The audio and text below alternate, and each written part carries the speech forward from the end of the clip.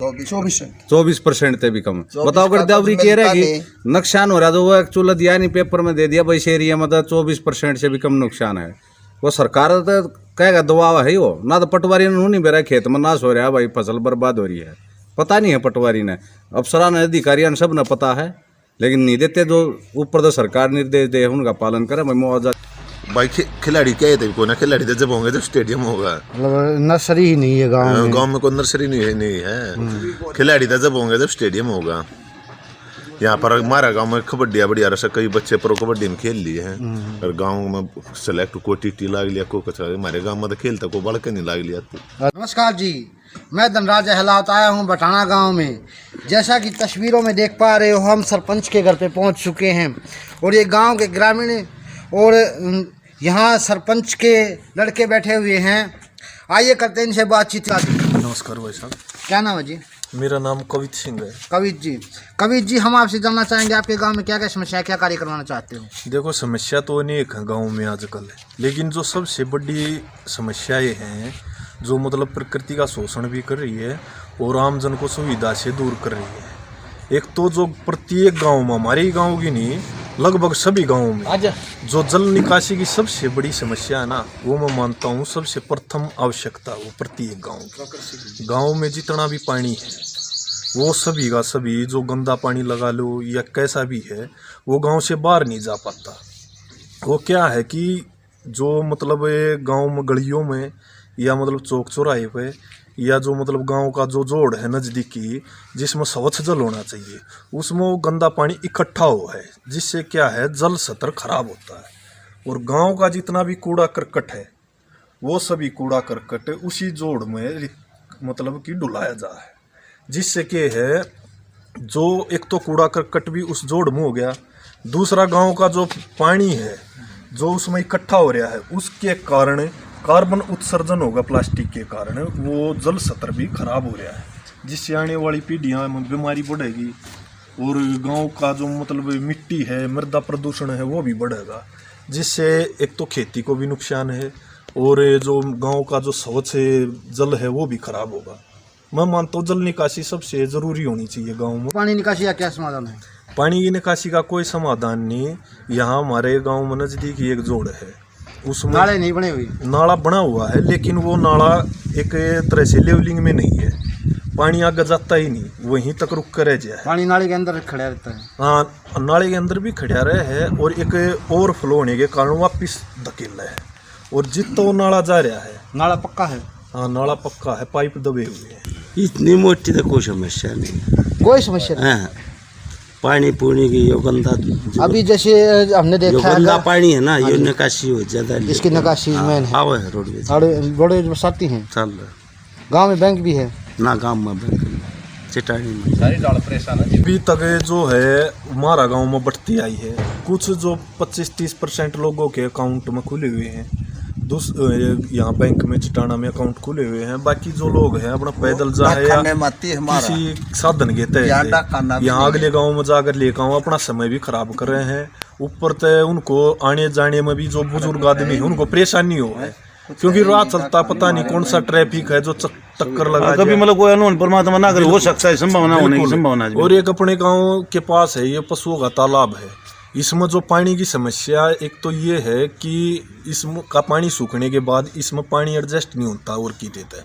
हम चाहते ये हैं कि नहर का पानी इस जोड़ में आ जाए। अपने प्रस्ताव में क्या क्या दिया है? प्रस्ताव में तो हमने जो है एक तो गलियों का जो खेतों के रास्ते हैं उनका पक्का होने का भी दिया है प्रस्ताव, और गांव में जो पार्क है उसके लिए मरी जाल के लिए वो भी प्रस्ताव दिए हुए हैं, लेकिन अभी तक कोई टेंडर हुआ नहीं है उन पर, क्योंकि अभी तक किसी ठेकेदार ने भी उन टेंडरों को अपने उसमें हवाले में लिया नहीं है। एक कवित जी बात करते हैं शिक्षा की, गांव में शिक्षा व्यवस्था कैसी है और उसको सुधारने के लिए आपके क्या प्रयास रहेंगे? गांव में शिक्षा व्यवस्था तो देखो ऐसा है कि आजकल की जो शिक्षा व्यवस्था प्रणाली है वो हमारी भारतीय तो रही नहीं है, वो सारी फॉरेन कंट्री की है। और अभी कुछ सिलेबस चेंज करे ही सरकार ने भी, और अब देखते हैं आगे जाके क्या सुधार होगा। लेकिन अपने गाँव में स्कूल है प्राइमरी का, उसमें फैसिलिटी नहीं है। प्राइमरी तक स्कूल है? प्राइमरी तक स्कूल तो अपग्रेड को लेकर आपकी क्या प्रयास रहेंगे? किस चीज़ को लेकर? School upgrade. स्कूल 10वीं तक बने, 12वीं तक बने? नहीं, हमारा जो प्राइमरी तक है ये बेसिक प्राइमरी तक ही रहो। अच्छा। लेकिन उसमें जो मूलभूत आवश्यकताएं हैं वो पूरी होनी चाहिए। तो सुविधाएं किस तरह की, मतलब यहाँ सुविधाएं नहीं है? एक तो उस स्कूल में क्या है, पानी की व्यवस्था भी नहीं है प्रॉपर। अच्छा जी। एक मतलब मैकेनिकल सिस्टम होना चाहिए, कंप्यूटर होना चाहिए, जो भी बच्चे जितने भी बच्चे पढ़ते हो टेक्नोलॉजी से जुड़े। और तीसरी चीज़ क्या है, उनके बैठने की सुविधा भी होनी चाहिए। स्कूल की जो छतें हैं, दरवाजे हैं, वो भी थोड़े जर्जर हालत में हैं। पार्क की व्यवस्था भी नहीं है स्कूल में सही तो तरह इस से। मतलब इस विषय में आप जो स्कूल मुखिया है उससे मिले हो, या समस्याओं से लेकर जो आप अधिकारियों से, डीओबी अधिकारियों से मिले हो इस मामले में? उनसे अभी तक तो इसी हालत में मतलब ऐसी व्यवस्था ही नहीं है कि उन तक मिला जा। अच्छा।